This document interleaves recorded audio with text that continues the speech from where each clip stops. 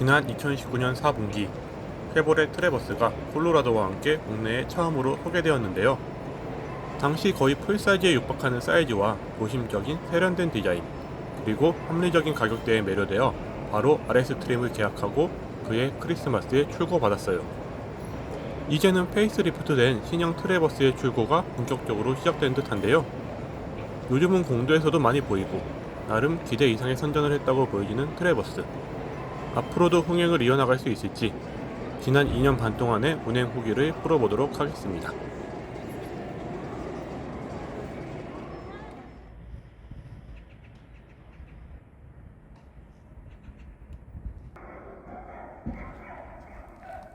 우선 외관은 전형적인 도심형 SUV의 모습을 하고 있습니다. 미드사이즈 SUV with 풀사이즈 플렉스 라는 슬로건과 같이 어떤 국산 SUV도 아직은 출시하지 않은 거의 풀사이즈에 육박하는 전장 5.2m, 전폭 2m의 어마어마한 사이즈를 자랑합니다. 페이스리프트의 경우는 큰 변화는 없고 그릴을 조금 더 심플하게 다듬고 전후면 라이트도 LED 라인을 조금 더 세련되게 다듬은 느낌입니다. 인테리어는 심플합니다. 버튼이 많고 디스플레이가 작은 요즘 차들과 다른 미국 차 특유의 뭔가 옛날 차 느낌을 주는데요. 그래도 막상 타보면 질감이나 전체적인 느낌이 막 그렇게 오래된 차는 아닌 좋은 차를 타고 있다는 느낌은 줍니다. 중앙에 있는 조그 셔틀 다이얼로 2륜, 4륜, 오프로드, 견인 모드를 설정할 수 있고요. 잠금 기능이 있는 시크릿 플레이스 같은 재미있고 실용적인 요소도 있습니다.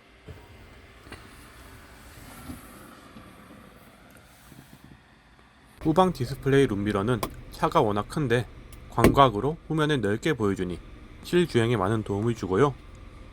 이 옵션은 이번에 현대차에서 최초로 팰리세이드 페이스리프트에 포함되기도 했습니다.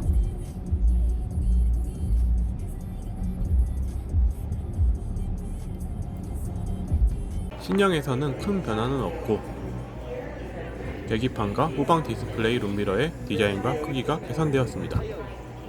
트래버스의 내부에서 무엇보다 큰 장점은 공간인데요. 지난 타워와 비교 리뷰 영상으로 2, 3열 공간을 살펴보겠습니다. 애정이 깃든 트래버스.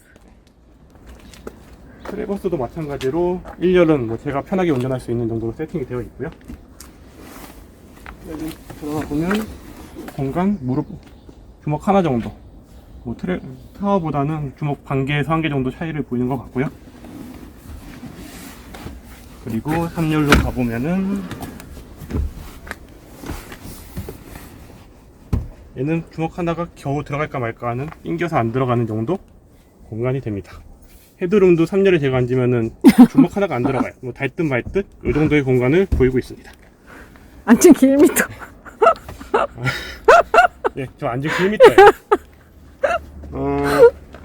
물론 이 정도의 공간은 그 국산 SUV 어느 SUV도 뽑을 수는 없는데 3열까지 공간을 봤을 때는 등치가 좀 큰 편인 저 정도 되는 성인 남성이 3열에 앉기에는 약간 불편할 수 있는 정도 공간을 보이고 있는데 3열까지도 USB 충전 단자가 모두 구비되어 있고요.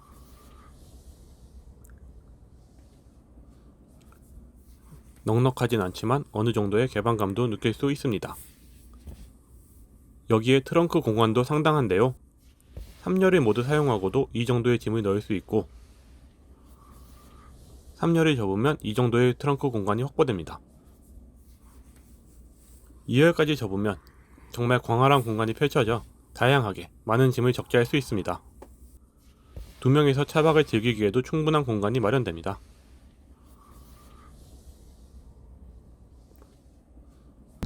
그러면 트래버스가 어느 정도로 큰 것이냐?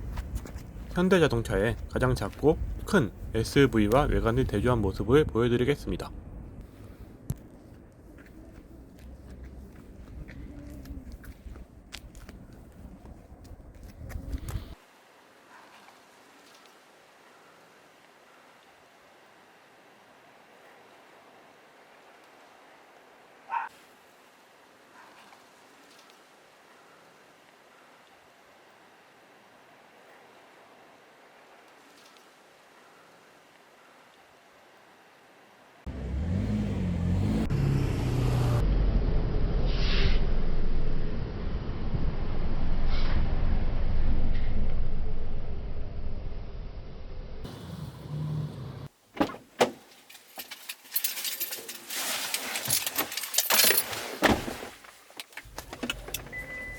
차량이 워낙 크고 무게가 있어 정차 출발 시에는 RPM을 많이 올리지 않으면 조금은 굼뜬 느낌이 있지만 314마력의 3600cc 자연흡기 엔진은 이 큰 덩치의 트레버스를 끌기에 전혀 부족함이 느껴지진 않습니다.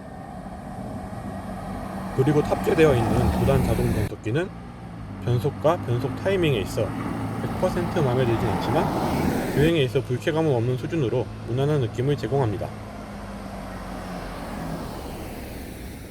멀티링크 서스펜션이 적용된 하체가 많이 높지 않은 모노코크 타입의 도심형 SUV로 전반적으로 고급스러운 승차감을 느낄 수 있습니다. 운전을 함에 있어 확실히 피로도가 적고 이 3열은 제가 타본 적은 없긴 하지만 탑승해본 모든 지인들이 승차감이 상당하다 이런 반응들을 보였습니다. 다만 서스펜션이 처음에는 단단하지도 무르지도 않은 고급스러운 쿠션감이 있었는데 타면서 금방 많이 물러진 느낌으로 코너링과 요철 등을 통과할 때 똘링과 무른 느낌이 있어 조금은 개선이 필요해 보였습니다. 페이스리프트에서는 세팅이 조금 더 하드하게 조정되었다고 하는데요. 어떻게 바뀌었는지 한번 느껴보고 싶네요. 트레버스의 공인 연비는 고속 10.3km, 시내 7.1km, 복합 8.3km입니다. 생각보다 그렇게 나쁘진 않게 느껴지는데요. 실제로 운행을 해보면은 고속은 공인보다 조금 더 잘 나오는 느낌이고 시내는 조금 더 안 나오는 그런 느낌을 받을 수 있습니다. 실연비는 얼마나 나온지 살펴보면 3만 km 시점 누적 연비인데요.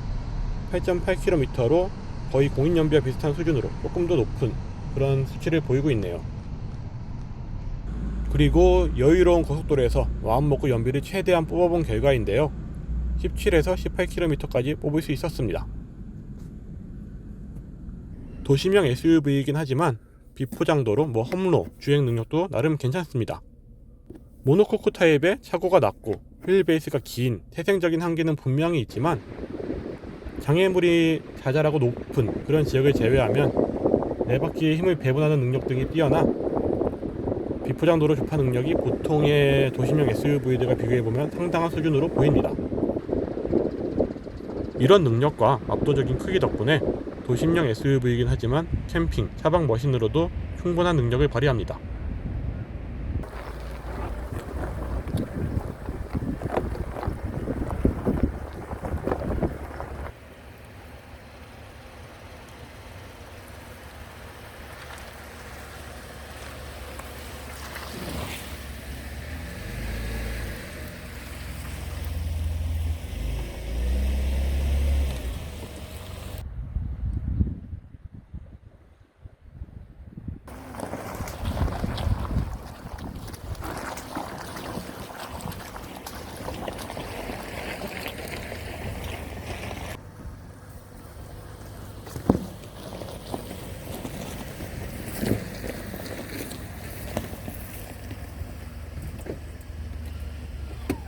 그리고 이 트레버스도 그렇고 지금의 제 타워도 그렇고 주변에서 반자율 주행의 성능이 어느 정도냐 라고 많이들 묻곤 하시는데요. GM의 반자율 주행 기술은 세계 최고 수준이라고 하지만 상용화되어 있는 기술은 슈퍼크루즈로 정밀지도 반출이 불가능의 이유가 있어 국내에서는 사용할 수 없는 기능입니다. 그래서 차선 이탈 방지 보조 기능 정도만 있는데요. 일정 속도 이상으로 달리는 차가 방향 지시 등 없이 차선을 이탈하려고 하면 안쪽으로 쓱 밀어주는 역할 정도만 합니다. 물론 반자율 주행이 상당히 편리하긴 하지만 사고가 나면 100% 운전자 책임이고 어차피 완벽한 것도 아니기 때문에 제 성향상 이런 기능에 전적으로 맡기지 못합니다. 그리고 운전 자체도 제가 좋아하기 때문에 이런 편의사항은 저에게 크게 중요하진 않았어요. 참고로 쉐보레의 어댑티브 크루즈 컨트롤은 수준급으로 상당히 부드럽게 간격을 잘 유지하면서 주행하는 느낌입니다. 제 트레버스에는 없었지만 페이스리프트에는 기본으로 탑재되어 있습니다.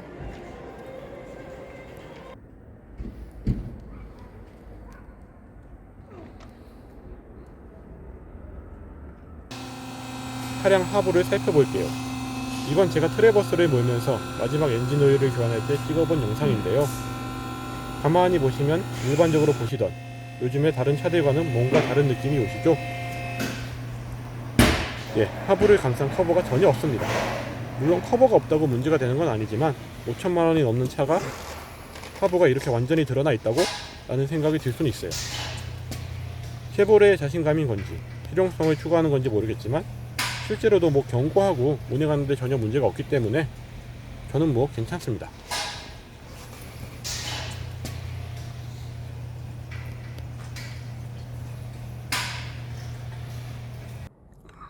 다음은 주차, 세차 관련 내용입니다.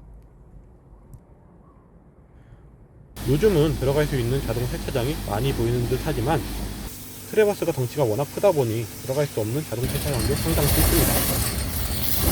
그래도 전 어차피 셀프 세차만 하기 때문에 뭐 큰 상관은 없었고요. 처음에는 조금 당황스럽게 큰 느낌이었는데 이것도 하다 보니 익숙해져서 세척, 드라잉, 물왁스, 내부, 타이어까지 빠르게 하면 1시간, 디테일하게 하면 한 2시간 정도 소요되었습니다.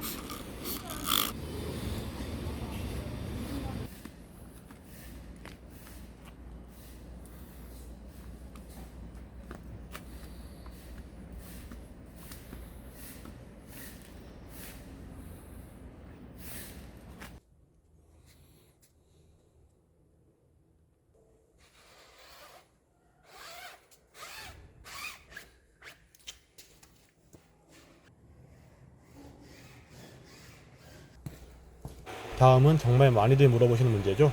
주차 문제입니다.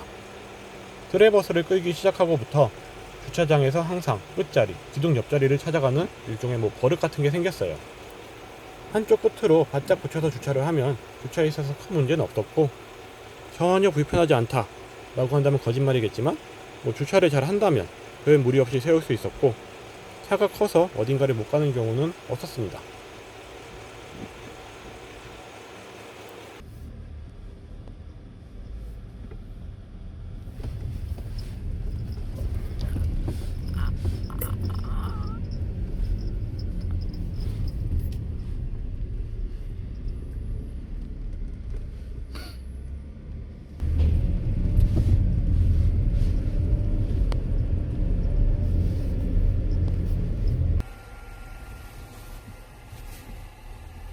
지나가기 많이 힘든 좁은 길은 서라운드 뷰의 도움을 많이 받을 수 있었습니다.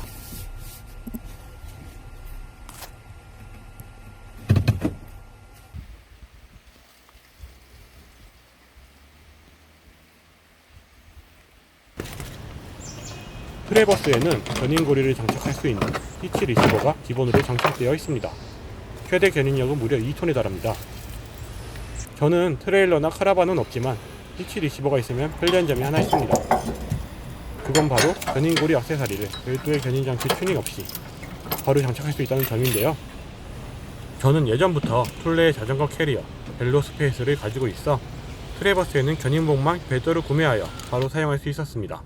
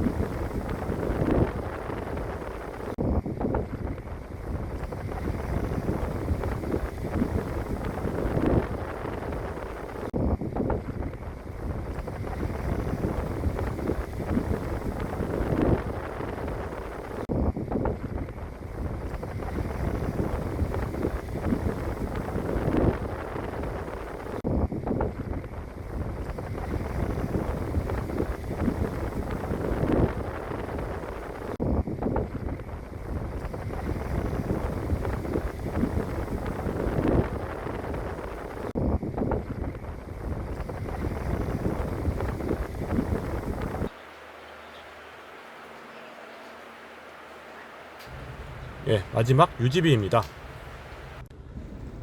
제 경우를 예로 들어서 보면 1, 2년차 기준으로 3600cc 트래버스의 자동차세는 1년에 92만원이고 1월에 연납할 경우 83만원입니다. 3년차부터는 조금씩 내려가기 시작하고요. 보험료는 제 기준으로 약 60만원이었습니다. 그리고 지금 기름값이 엄청난데요. 현재 기름값 리터당 약 2,000원 기준으로 1년에 15,000km를 주행시 공인연비 기준으로 환산해보면 약 361만원이 나옵니다. 그리고 기타 비용은 약 30만원, 총 금액 1년에 약 543만원 정도가 계산되는데요. 만만치는 않은 금액입니다.